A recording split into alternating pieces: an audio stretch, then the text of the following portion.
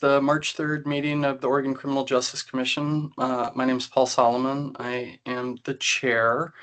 We've got a pretty full agenda today, and we will begin with any public comment. Do we have anybody signed up for public comment, Jenny? We don't have anybody signed up, no, so. All right, is there anybody who would like to give public comment?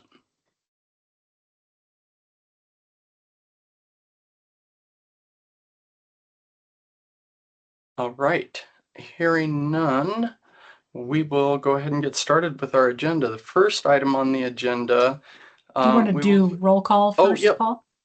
Thank you. Yes, let's do roll call. Good idea. Commissioner Beach? Present. Commissioner Freeman? I'm here. Commissioner Harnden? Good afternoon. Commissioner Harris? I'm here. Commissioner Lehman? Present. Commissioner Norton? Accounted for. Commissioner Perosa? Present. Commissioner McPherson? And I do know that he confirmed he would not be here today. Commissioner Przonski? Commissioner Lewis? Commissioner Miller? I'm here. And Chair Solomon. I'm here. Oh, welcome, commissioners. Okay, now we can officially get started with our agenda. First item is we're going to hear from staff. I believe Rachel MacArthur is going to give us an update on the restorative justice protest that was issued by Lutheran Community Services. And I believe you all should have received materials in your packet about the protest. So Rachel, the floor is yours. All right. Chair Solomon, my Teams is lagging today, so if you could give me a thumbs up when you see the presentation, that would be perfect. Okay. So good afternoon, Chair Solomon, commissioners. My name is Rachel MacArthur, and I'm staff here at CJC. And today I'm going to be asking you all to review a protest from a grantee in the Restorative Justice Program. And I just want to remind you all, as Chair Solomon mentioned, you do have a memo for this. Commissioner Norton, do you have a question? I am getting a screen that says there was a problem displaying the content. If that's just me, I can just refer to the memo. I just wanted to call that out. I'm seeing the same thing. Okay. Oh, that's weird. Yeah. It's showing up fine on my screen. Let me stop sharing real quick, and then I will try this again.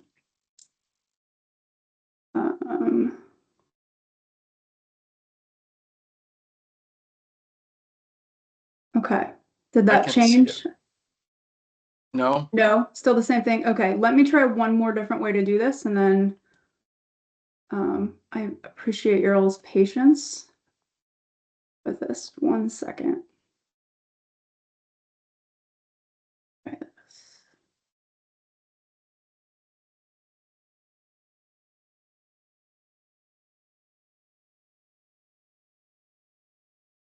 My Team's updated and been having issues ever since. So can you all see that? I can, but Yes. can others? Oh, yay. Okay. Oh, wait. Is it coming? It's doing a circly thing. Okay. And that's the official term. Ah, there we go. Now I Perfect. can see. Okay. Thank you. Super. Thank you for your patience. Thanks, on Rachel. that. Of course. Okay, so today I'm going to just be asking you all to review a protest from a grantee in the Restorative Justice Program. I do want to remind you all, as Chair Solomon did say, you all have a memo. It is going to contain more information than my presentation, so I just encourage you all to refer to the memo for the details, which you all should have gotten. The claim is from the Lutheran Community Service Northwest, which is LSCNW, and their claim is that the methodology used to determine final award amounts was not fully disclosed to applicants in the solicitation. And specifically, the formula used to calculate the applicant's final score weighted outcomes more heavily than other application criteria, and applicants could not reasonably anticipate or address this methodology in their application. And so the solicitation did include a number of sections, and one of those was engagement and referrals, which was added to a solicitation and approved by the commission in April of 2025, which the applicants were notified of that addition after you all reviewed the solicitation. And so very specifically, it asked the applicants to provide the number of clients referred to the program, the number of clients served by the program, and the number of clients that completed the program. And so grantees were aware of this added section to the solicitation as they were notified. And then in September of 2025, the commission directed the Grant Advisory Committee to weight a number of criteria higher, one of which was the number of clients referred. And again, the grantees were noticed of this direction from the commission to the Grant Advisory Committee. LCSNW, sorry, ranked 11th out of the 12 eligible applicants based on their final score of 41.21. That did include that weighted criteria that you all directed the GAC to consider, and received an award of $300,871 in the 2025-2027 RJ funds. And it was based on their rank compared to other applicants. So I want to pause here just and see if there's any questions specific to this slide before I move on to the staff recommendation.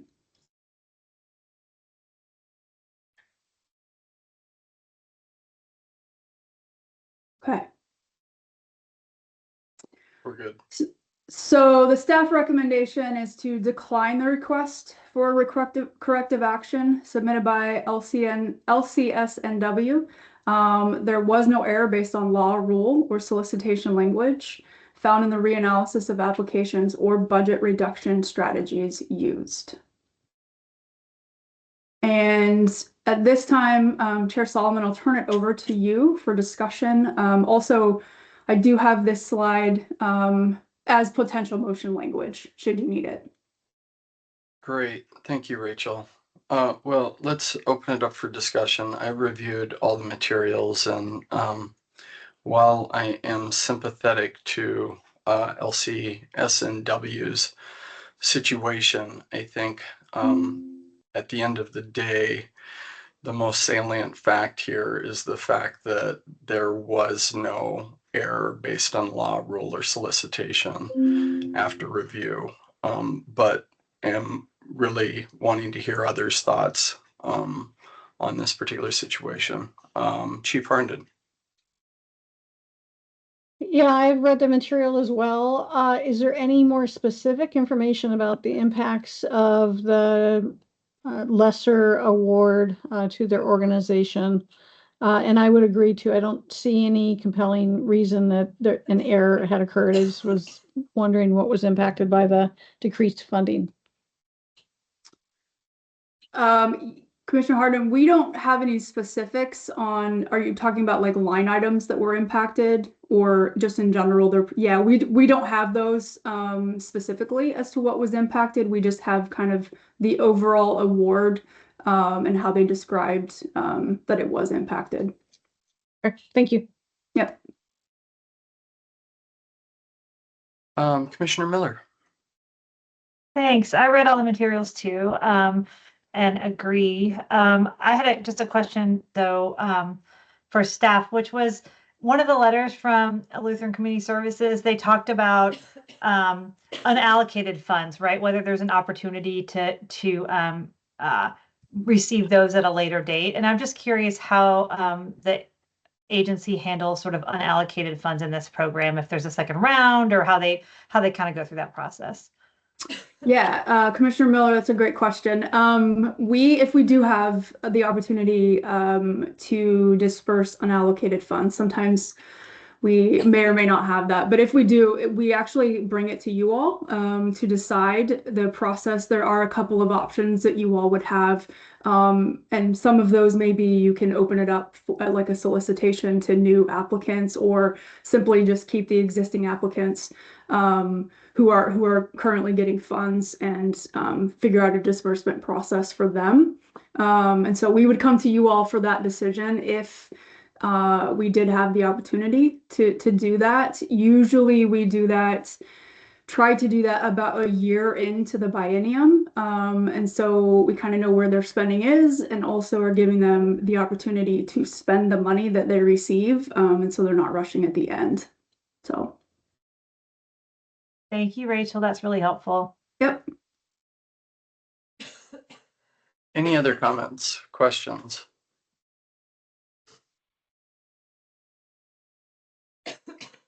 All right, we have staff has drafted proposed motion language. Is there someone that would be willing to make a motion? This is Freeman. I would move to approve the staff recommendation. All right. Second. And, okay, who is the second? Chief Harden. Okay, so we have a motion made by Commissioner Freeman, seconded by Chief Harnden. And to be clear, that motion is to decline the request for corrective action submitted by LCSNW. There was no error based on law, rule, or solicitation language found in the reanalysis of applications or budget reduction strategies used. Jenny, would you please take roll? Sure. Commissioner Beach, Yes.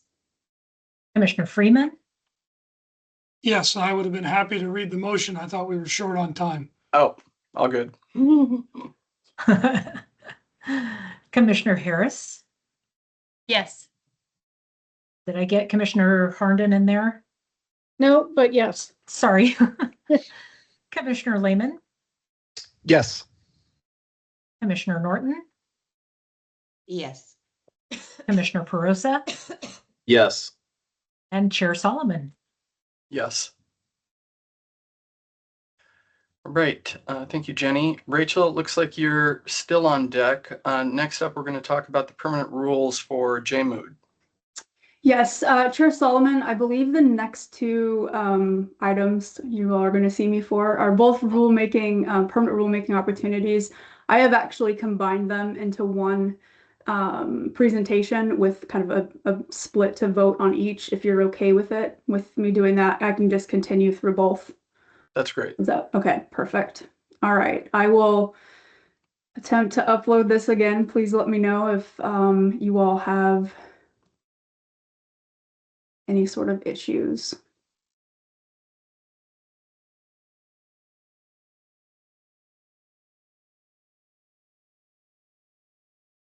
Okay, I see some thumbs up. Can everybody see that presentation? Okay, perfect. All right. So once again, my name is Rachel MacArthur and I'm staff here at CJC. And so today we have a rulemaking opportunity, permanent rulemaking opportunity for both the jail-based medication opioid use disorder grant program and the organized retail theft grant program. And so your all's role today is to decide whether or not to authorize staff to promulgate the proposed jail-based medication for opioid use disorder grant program and organized retail theft grant program rules as permanent program rules. And so if yes, promulgate your rules as permanent. If that's your all's decision today, then it kicks off, we will file after this meeting, and it kicks off regular public notice and comment period and Secretary of State filing process. And then it will more than likely be permanent in April of this year. There is about a 7-week period with that comment period and that notice period, which is why there's that gap. And then if no, and you want to hold off, then we will, you all have the ability to revisit and revise the rule language that's proposed today. So I know some of you may or may not have gone through this process, so I just want to make sure to see if there's any questions with this today. Okay. So for our JMOOD program, you all, if you remember back in August of 2025, you approved the filing of temporary rules for this program, which is why we're here today to file them as permanent rules. So some of this language that you may see in your memos for both of these programs is probably a bit familiar to you. The reason why we did the temporary rule filing was to ensure that there was no disruption in the application or solicitation process, and to get funds out by the end of last year. And again, just a reminder, there was no substantive or directional changes to the program. We were just simply updating the language as statute directed us to. And then those were in place for 180 days, and they have since expired, which is why we are here today for the permanent rule making. So the Senate Bill 236 of last session, the 2025 long session, amended the JMOOD grant in the program in the following way. And just very specifically, the eligibility language was expanded to include transition centers who had MOOD programs. They were able to apply for grant funding.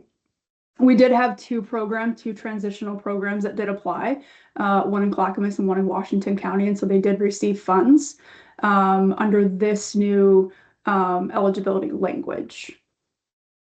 So with that, I do have some potential motion language. I'm also happy to answer any questions for this particular language and that change in eligibility.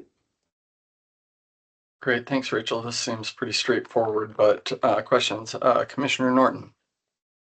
Yes, forgive me my ignorance. I'm assuming that transitional programs are operated by a correctional facility as outlined here, correct? Correct, yes. Yeah. Thank you. Yes, they I have to. apologize for a dumb Nope. question, but I just have to ask it. Thank No, that's you. a great question. I apologize. Yes, they do have to kind of meet that particular standard. That is correct. All right, any other questions?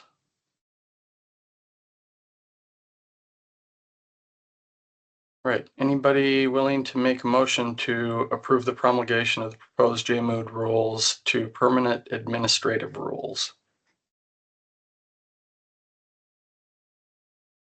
I'll move. This is Commissioner Harris. Commissioner Norton seconds. All right, we have a motion made by Commissioner Harris, seconded by Commissioner Norton. Jenny, would you please take roll? Sure. Commissioner Beach, Yes. Commissioner Freeman,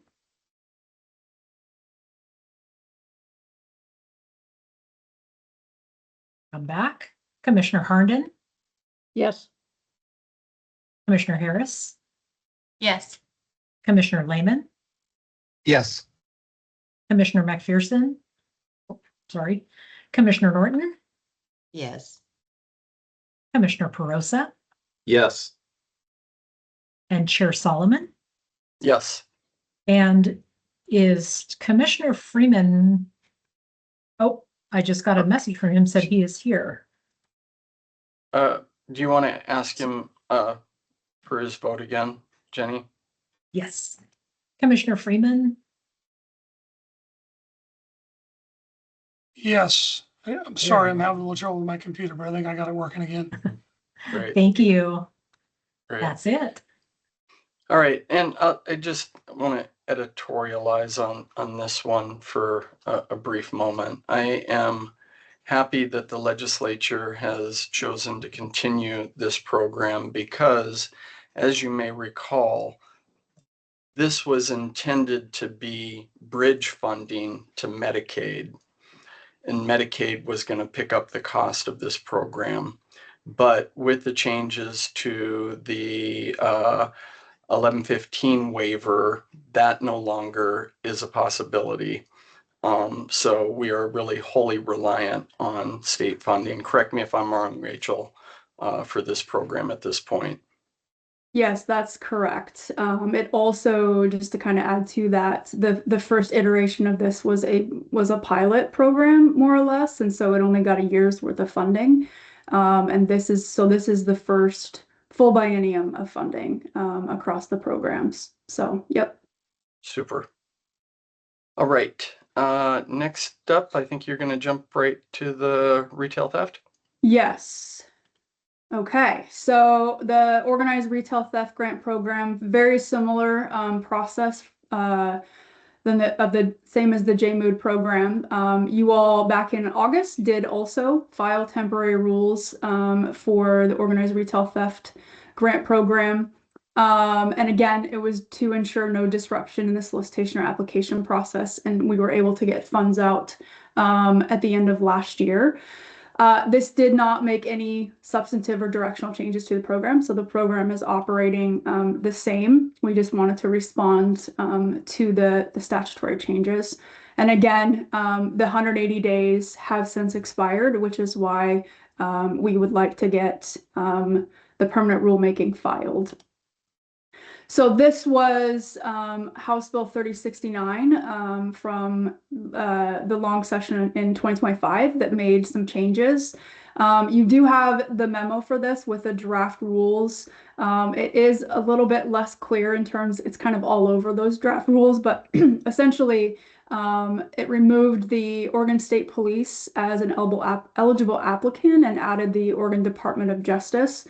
The Oregon Department of Justice did receive funds this past solicitation round, and so they have a plan to help programs statewide with organized retail theft. It also removed the community-based organizations as eligible applicants. And then again, kind of the funds were available on a competitive basis for local law enforcement, and they were available to the Oregon Department of Justice. And so if some of you remember that process going through with the allocation of funds, there was a difference between the two. And then again, unless there's any questions about this specifically, here is some potential motion language for y'all. I have a quick question, and then I'll open it up. What was the thinking behind removing OSP as a potential applicant? That's a great question. The only context that I have is when in the first biennium that this grant, so not this current biennium, but the one before, we did reach out to OSP to see if they wanted funds, simply because it wasn't going to be a competitive process for them, and they declined. Essentially saying that they did not have the infrastructure for it. And DOJ indicated that they did. And so I that's the only context I have in terms of that change in the bill. Great. All right. Any other questions?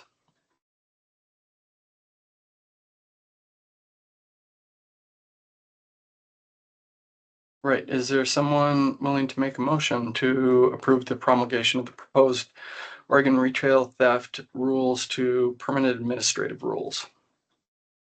Commissioner Harnden, I will make the motion. Commissioner Lehman, I'll second. All right. We have a motion made by Commissioner Harnden, seconded by Commissioner Lehman. Jenny, roll call, please. Commissioner Beach, Yes. Commissioner Freeman, Yes. Commissioner Harnden, Yes. Commissioner Harris, Yes. Commissioner Lehman, Yes. Commissioner Norton, Yes. Commissioner Perosa, Yes. and Chair Solomon. Yes. All right. Rachel, for the record, you covered 45 minutes worth of material in about 20 minutes. Nice work.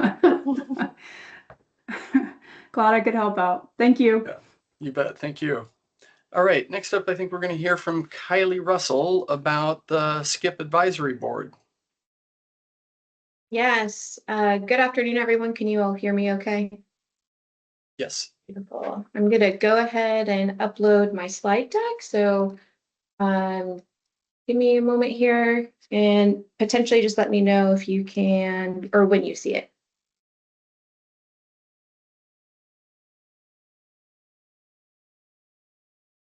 Hopefully it's up for everyone. I can see it now. Okay, beautiful. I'll go ahead and start. So good afternoon, everyone. Chair Solomon and commissioners.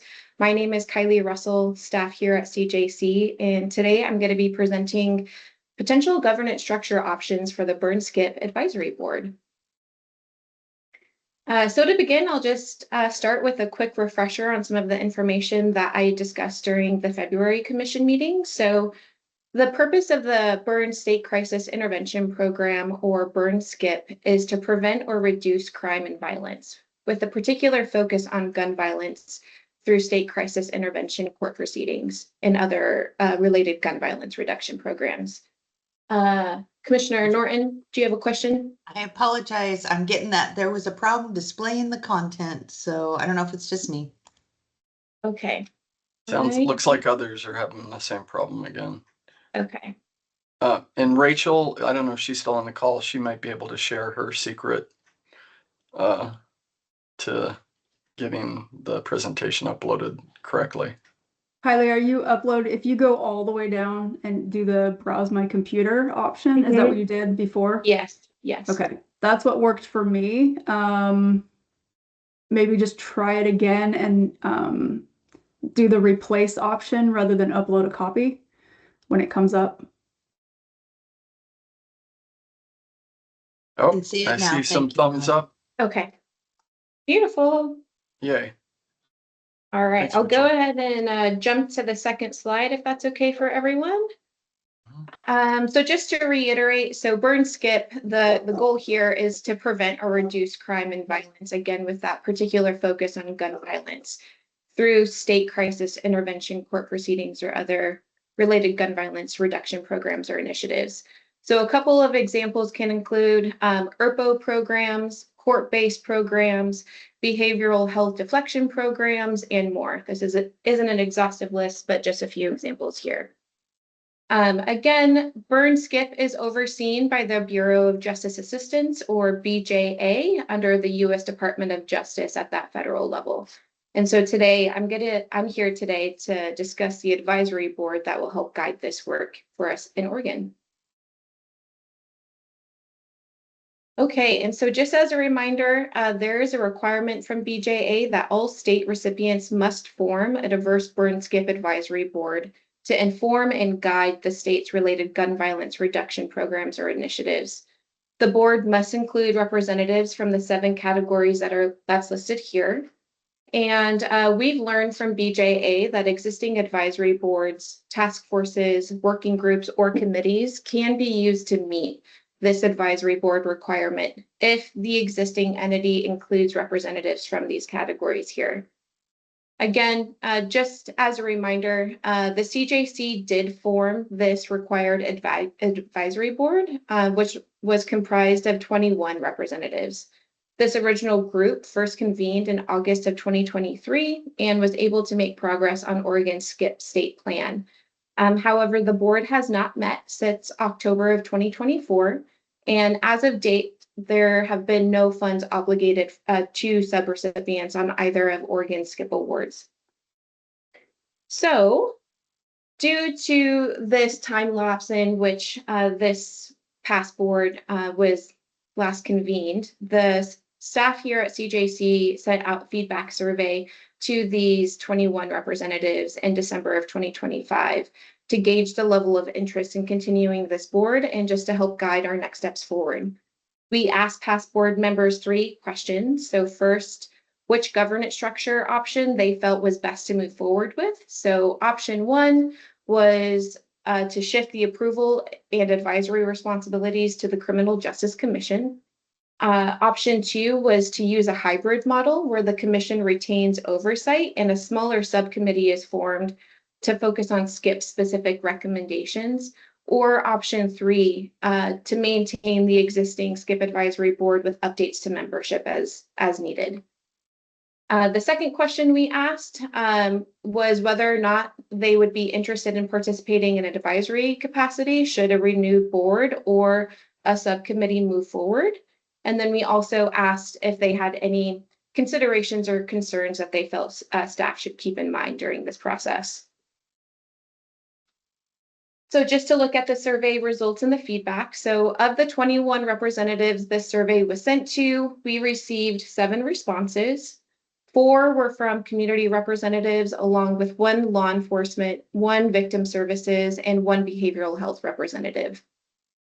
For the governance structure question, 5 out of 7 respondents, or 71%, supported a hybrid model, while 2 respondents supported shifting the advisory responsibilities solely to the commission. No respondent selected the option to maintain or renew the past advisory board, which I think is important to note here. Regarding participation in an advisory capacity, 5 respondents indicated that they would be interested. 1 shared that they might be, and 1 shared that they would not like to participate. And then there were several themes that emerged in the feedback comments. We received a suggestion to keep the structure consistent with the oversight of other grants and programs with input from appropriate stakeholders as needed. 1 respondent noted that while they appreciated the why they were all brought together, they were not sure if it was an effective means of coming forward with recommendations.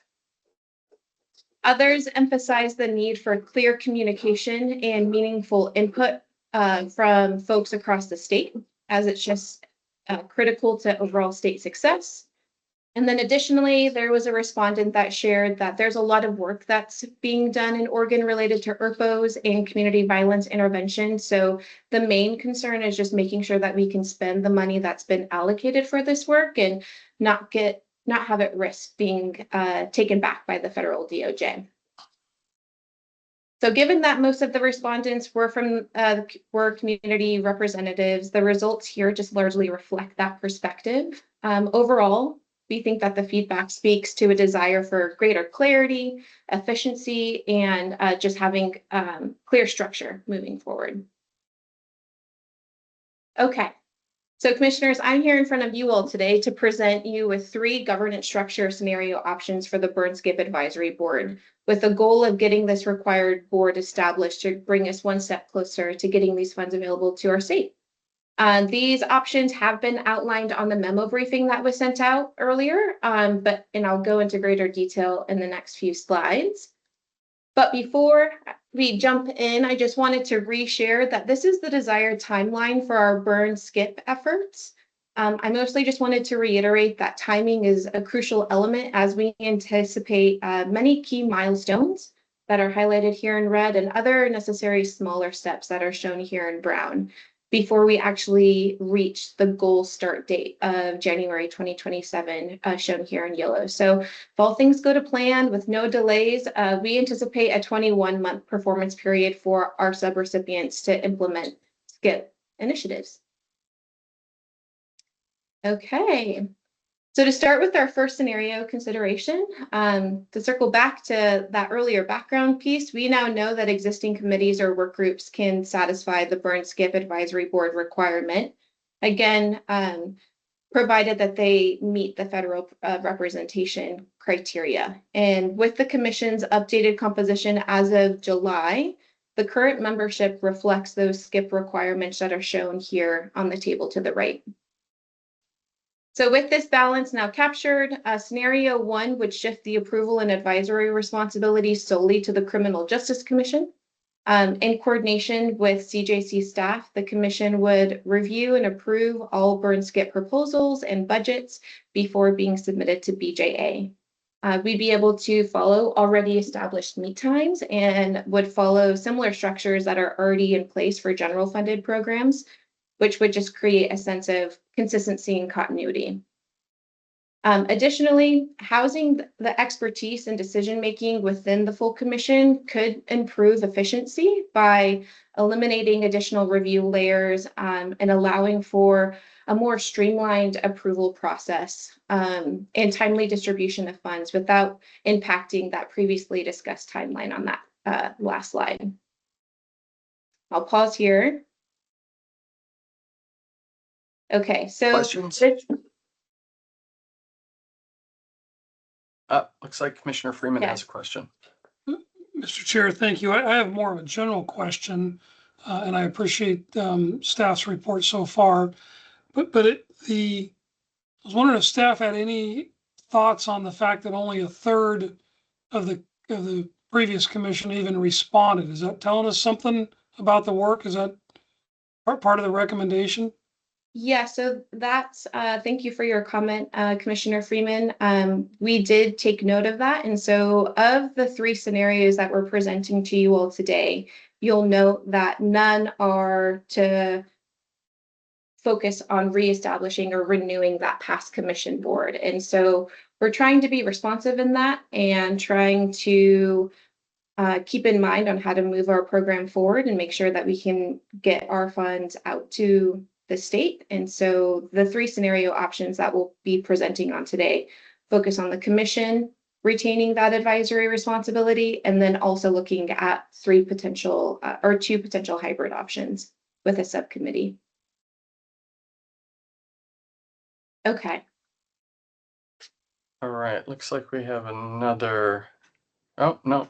Yes, we have a hand up. I'm not sure who that is.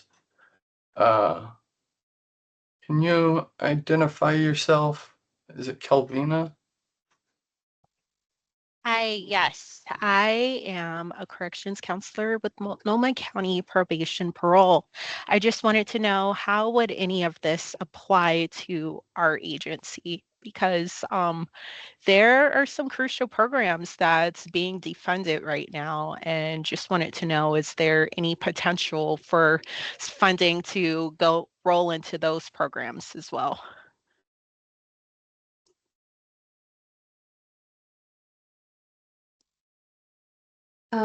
Chair Solomon, would you like me to answer that? Yeah, please.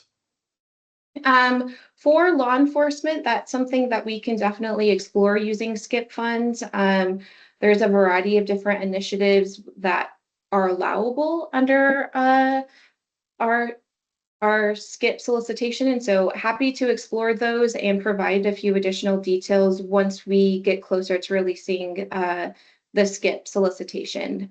But just know that we can utilize SCIP dollars for law enforcement initiatives as well. Right. What about some important health department actions? Because part of my job includes working with folks that are medically vulnerable, and I often collaborate with, we have a team here called the TSP team, and they work with us to get folks medical assistant devices and other things that will help support their integration into the community. I mean, I'm not sure that this is the grant funding for those type of interventions. And because of the structure of this meeting and the fact that you didn't sign up for public comment, I'm gonna ask that you maybe direct your questions to staff offline. And hopefully we can get them answered that way. Thank you. And I believe Commissioner Norton, you have a question. Sure. So I think I'm going to echo a little of Commissioner Freeman's concern is that, and also I understand time sensitivity, but I also don't want to centralize power within the commission. I think our advisory committees do well, and I don't know if we could do, I mean, if this is the first of many, then I would say, sure, let's do it ourselves the first time, because I feel like it's important for us to have that advisory, step into the advisory role's shoes. But I'm also super concerned that this becomes centered at the commission level. So that's kind of where I'm at, but I also understand the timeframes as well. So any thoughts on that? Yeah, thank you, Commissioner Norton, for your comment. I'm sorry, one more Go ahead.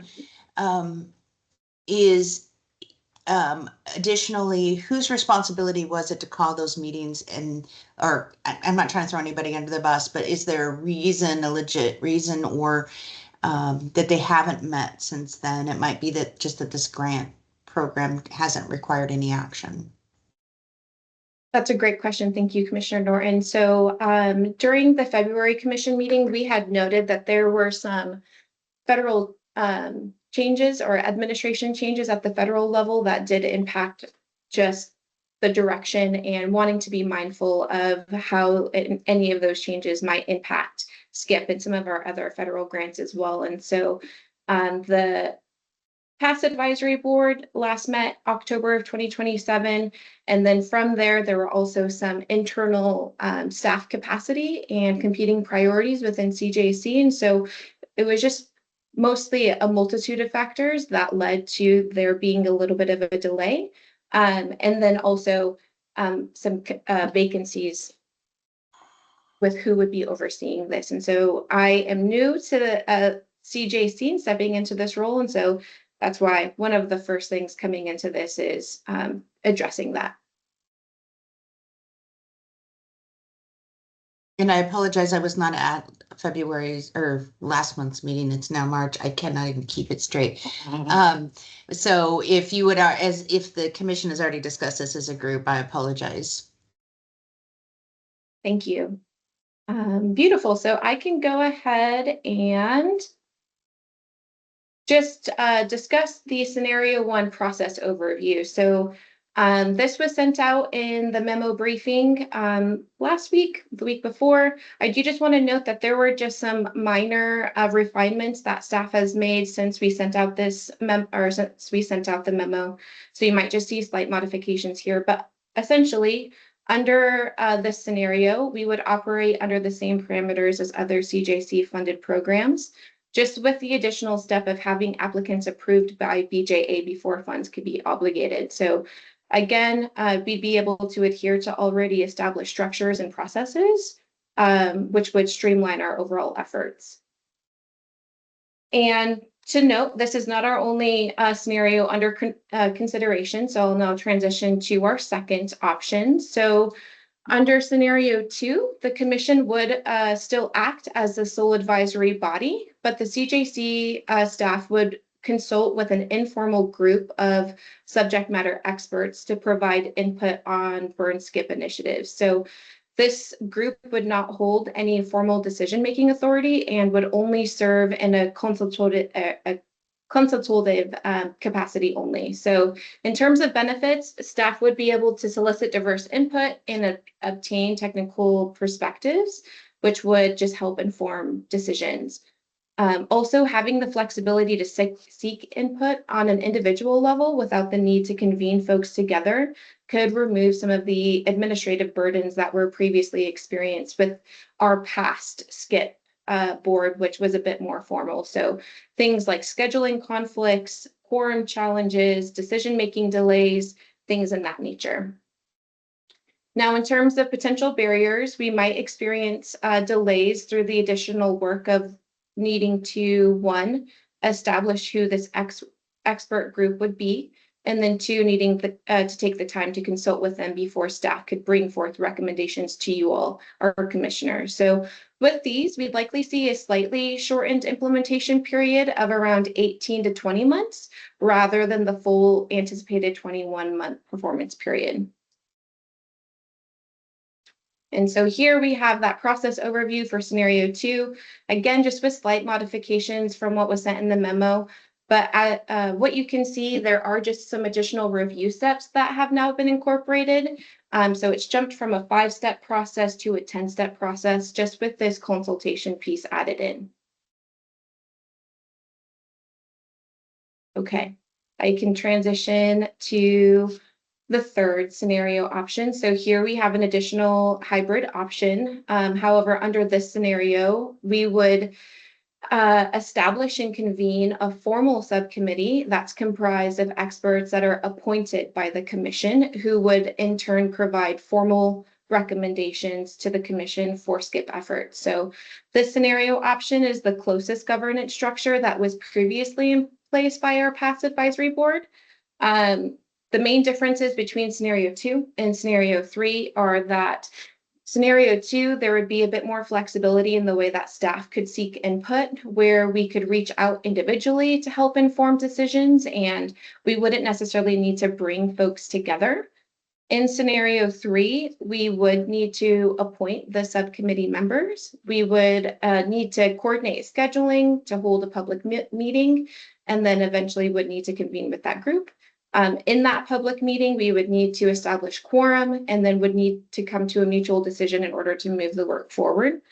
So this scenario provides more structure, but it invites more variables that could require additional time to establish and would create additional review layers. So just due to this more substantial coordination efforts in the scenario option, we likely would have a more probable delay and impact on that tentative timeline that we're trying to adhere to, potentially reducing program implementation from 21 months to 12 to 18 months, depending on just some of those key factors.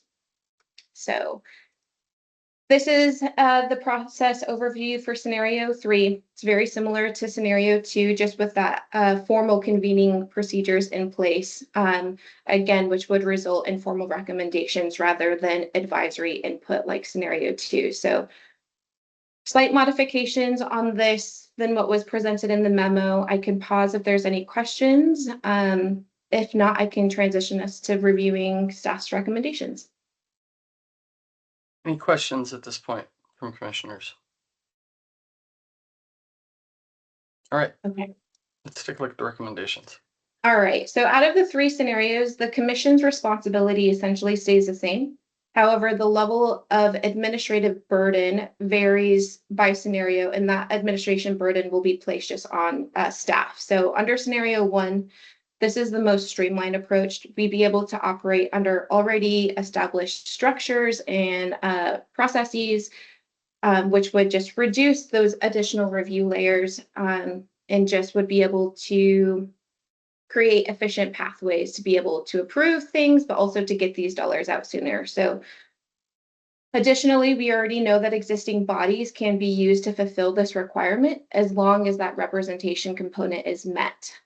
Under scenario 2 and 3, these options offer additional viewpoints and voices just with varied levels of administrative burden. So we'd have a bit more flexibility under scenario 2 by consulting with experts to inform decision, where scenario 3 would require just a bit more substantial effort to establish, but would result in formal recommendations. So for these reasons, staff recommends scenario option 1 to shift the Burn Skip Advisory Board governance structure solely to the Criminal Justice Commission.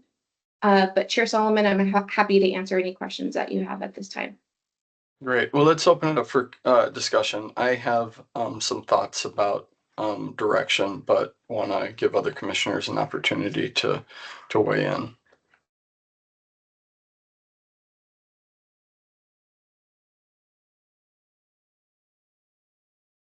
All right, Commissioner Miller. Thanks, Chair Solomon. I thank you so much for this presentation and these 3 great options to choose from. The prior board had 21 people on it, and I think it included voices that may not be, although it would be permissible to move forward with the commission solely in that approval and advising role. The prior skip had voices on it that aren't represented by us, right? There were like community based advocate groups, folks really familiar with gun violence reduction efforts, including those working with underrepresented communities. And I guess that voice is important. And so I would advocate for a way to try to include that voice through scenario 2. I did wonder about scenario 2. Scenario 2 had two steps for the advisory group, right? There was the first one that you had, which was like recommending the priorities and goals. And then there was a second piece where the advisory group might review the applications and make some recommendations. And I guess I wondered if there were a way to reduce the scope of the advisory group's work, right? Like maybe they just make their recommendations about priorities and goals, but then leave it to the staff and the commission to handle the kind of the administrative burden. I don't know if that would be a way to reduce the workload a little bit, reduce the administrative work, right? And increase the timeline for the grant projects themselves. But that was something that jumped out at me. Great. Commissioner Freeman. Thank you, Actually, Mr. wait a minute before you go. Kylie, do you want to respond to Commissioner Miller's comments? Because some of them were framed a little bit as a question.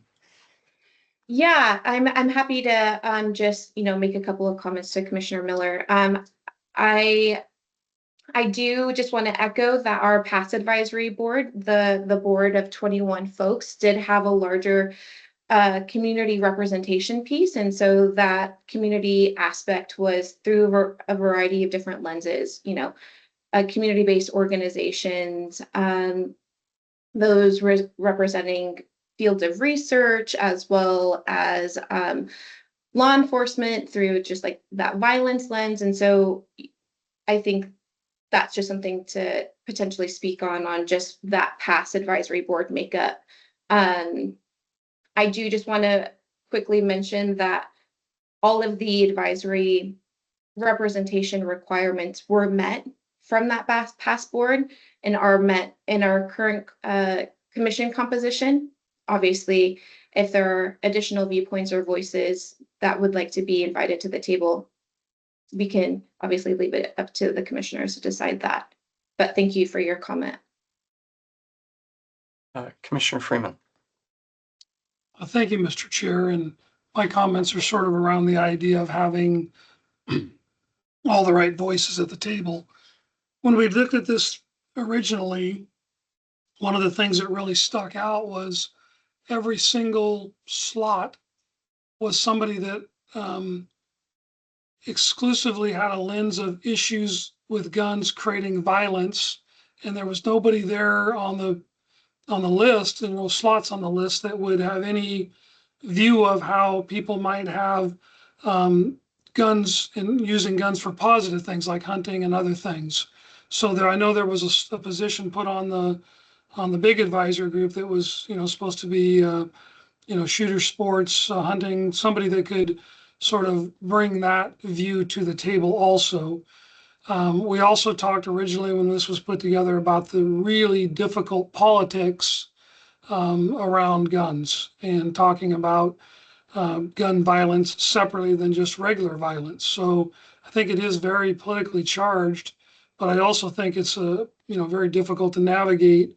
We've already talked about how the federal government's changed since we first put this together. So that constant sort of pendulum swinging could make it very difficult for this commission to deal with also.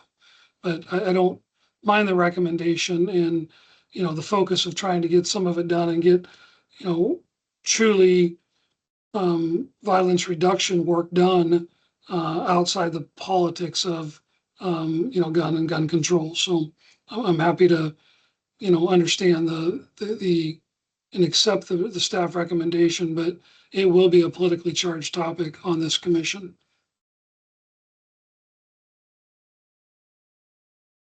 Thank you. Other comments?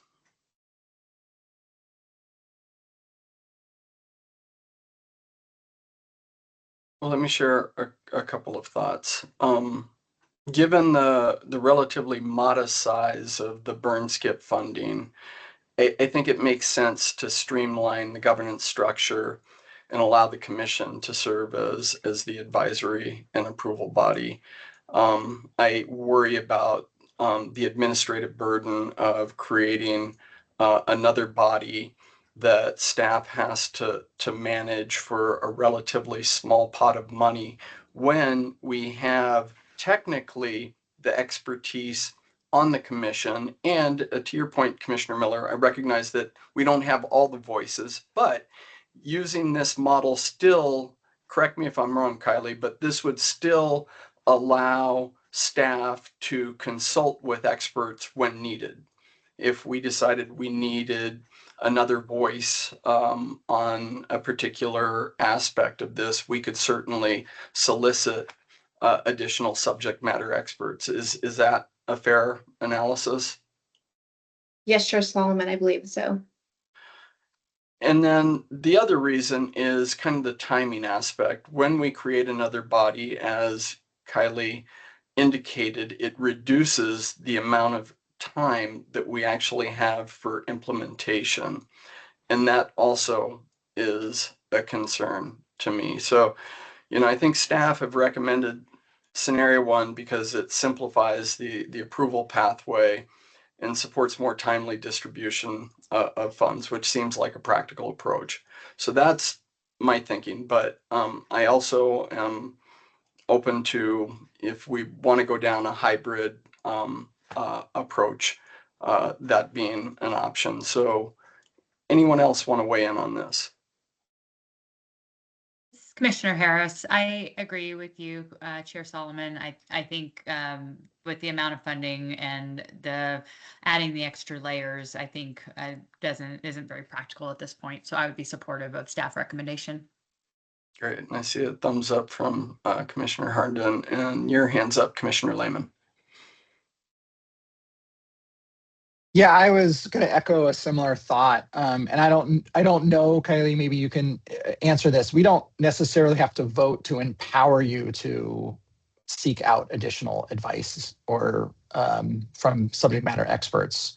Because I was going to suggest, you have this informal model. I was going to suggest that we could empower and we don't even necessarily need to do it formally as a vote, but encourage as needed the staff to seek out expert and additional feedback as needed, because I'm cognizant of both the issues raised. The timing of this is really important, giving people the leeway to be able to get things up and running. And the pot of money is small, so overcomplicating something that's a relatively small pot of money, even though it's an important subject matter. I wish we had more money for this, but.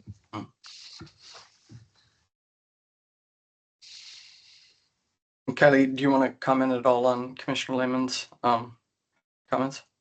Yeah, thank you so much, Commissioner Lehman. I think the option to potentially just empower staff to seek additional input or viewpoints is a great potential compromise, or just a way for us to be able to navigate this space in areas where potential tough decisions or even having some additional viewpoints or voices just could provide staff with additional clarity, especially when presenting recommendations to the commission/advisory board. So I think that could be a great option for us to explore, especially if we look at scenario 1 as our main voted option. Great. And Commissioner Beach, I saw your hand maybe pop up. I don't know if you did have a comment or not. Thank you, Chair. Just that I agree with your comments as well as Commissioner Harris and Lehman. Great. All right, so it sounds like we're coalescing around the scenario 1. This is an action item, so we do need to formally adopt it. Is this kind of the motion language that you were hoping for us to use? Okay, great. Yes. Thanks, Kylie. Is there someone that would be willing to make a motion to shift the burn skip advisory board governance structure solely to the Criminal Justice Commission to inform and guide the state's related gun violence reduction programs and initiatives? And Commissioner Lehman, I see your hand up. Yeah, I'm happy to make that motion, but I wonder if I could add, a line at this at the office and encourage CJC staff to seek additional expertise and guidance as needed. Great. So the motion has been amended and made by Commissioner Lehman. Is there a second? This is Commissioner Beach. I'll second. All right, we have a motion on the table made by Commissioner Lehman, second by Commissioner Beach. Jenny, roll call, please. Commissioner Beach, Yes. Commissioner Freeman, Yes. Commissioner Harnden, Yes. Commissioner Harris, Yes. Commissioner Lehman, Yes. Commissioner Norton, Yes. Commissioner Perosa, Yes. and Chair Solomon. Yes. Kylie, thank you so much for the presentation and walking us through all of these options and all of the work that was done to help inform us. Appreciate your time. Yeah, appreciate all of your time. Thank you so much. You bet. All right. I think our last item on the agenda is to get agency updates from Interim Director Keck. Yes, thank you, Chair. Good afternoon, Commissioners.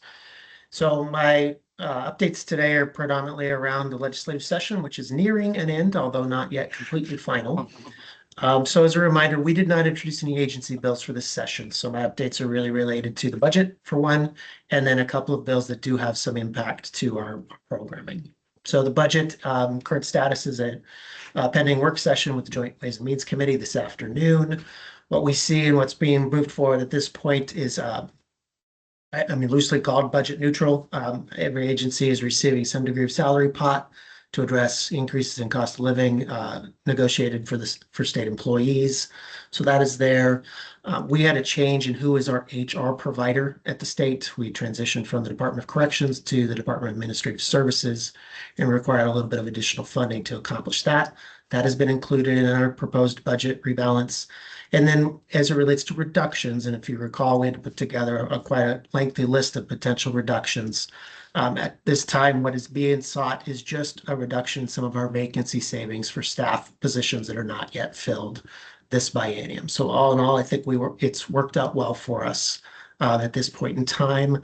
It means no impact to grant funds either issued or available for issue at this point in time. So pleased with that, waiting to see, of course, everything run through its full course the remainder of this week. Questions on the budget side? Sounds like good news. Yeah. On the policy side of things, a couple of things percolated, I guess, through the session that do have an effect on us. One is Senate Bill 1516. It was an omnibus bill out of the Senate Judiciary Committee. A couple of pieces of this to draw your attention to, just as it will relate to our work. Section 10 currently is,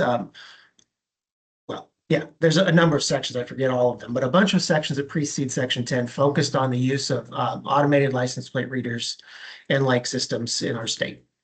Section 10 asks that those policy changes be considered and that grantees receiving organized retail theft funds from CJC utilize those products and systems in compliance with these new policies being established.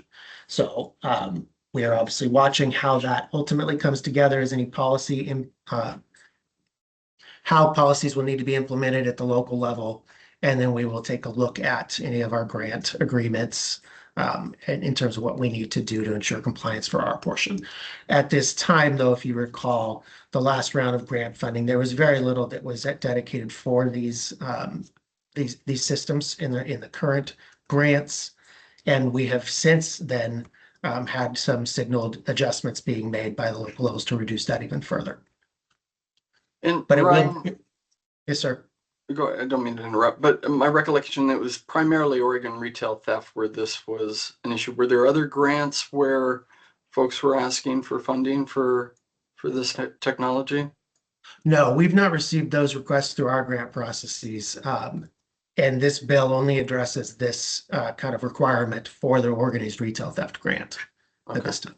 Great. So that's part one. Same bill, a little bit later, there's a section 12 that focuses on our Justice Reinvestment Equity Program. Now, this program came around probably before many of you joined our commission. So as a quick background, this was a one-time, well, I shouldn't say one-time. This was a bill passed in 2022 that created the program with a direct funding to a named entity, the Northwest Health Foundation, for work to support the development of community-based organizations that can provide culturally responsive services in areas similar to justice reinvestment, with the hope of broadening the capacity at the local level for culturally responsive services that then counties could utilize or partner with in their justice reinvestment grants. That capacity building went on or has gone on over the course of those years. There was one-time funding at that time for that work to be done. What this bill does moving forward now is modifies the structure of that program slightly as technical changes. So instead of a named entity to receive the funding moving forward, it speaks to the type of recipient for that funding that would serve as an intermediary between the Criminal Justice Commission and any sub-grantees. It also specifies that the commission would have the overall approval authority of sub-grants as opposed to the current structure wherein it is done completely out of the hands of the commission. And so that is moving forward, at least in the current version. That bill is also scheduled for a work session today in the House Rules Committee.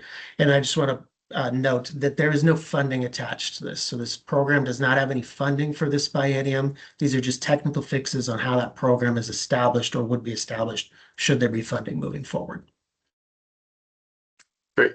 You answered my question. I was going to ask. I thought there wasn't any funding. Is there a funding bill this session that would provide any resources for JREP? My understanding is that there are no longer any options. I should say there was an effort being made, but I do believe that given the tough budget decisions that are being made, there's not a line item for this in this session. Okay, thank you. Last bill, second to last thing I'll bring up. So no, third to last, pardon me. House Bill 4132. There we go. Get my numbers straight. So this bill is currently up for a vote today on the House floor. This is a study bill that asks actually the Oregon Judicial Department to take a look at how to provide veteran treatment courts kind of throughout the state or in each judicial district. It is again a study conducted by OJD and a report due by OJD, but in consultation with CJC. So we'll be with this passage, we would participate in that kind of co-shared work like we've done on many of our treatment court related projects with OJD. So that is again up for a House vote today. And then lastly, we are monitoring any changes that will impact the sentencing guidelines and the associated grid. We've got right now about six or seven bills that are still alive and may require action from this body in the future. And so our plan of attack on that, just to kind of forecast for you all, obviously we'll wait and see what session brings. We do have a handful of bill changes that occurred in the 25 session as well that need to be addressed. And in our April meeting, what we intend to do as staff is bring forward a proposal for this commission to identify a subcommittee to tackle that work. It can be sometimes challenging and take maybe more kind of building a little bit off of last conversation, but in the reverse. I think this may be where we can gain some efficiency through a subcommittee format for these particular needs with the commission than how we have sometimes done it historically. So we'll bring that forward to you all in April. My last update is to just further on that idea of April. We are meeting on the 7th as scheduled, but we do intend to stretch that out to an all-day in-person meeting here in Salem. We're just working out some of the finer details and we'll get those out to you all here soon. Great. And as part of that meeting, there are a couple things that we would like to accomplish. One is to create and nominate someone for the vice chair position, which we currently do not have. So kind of want to signal that and for people to begin thinking about their potential interest in supporting the leadership of this wonderful commission. And alongside that, there would probably be creation of an executive committee that would be comprised of the chair, vice chair, staff, potentially another person. So those are all things that we plan to have on the agenda for the April meeting, and just wanted to plant the seed for future consideration. All right. Anything else? Any questions from commissioners about Ryan's report?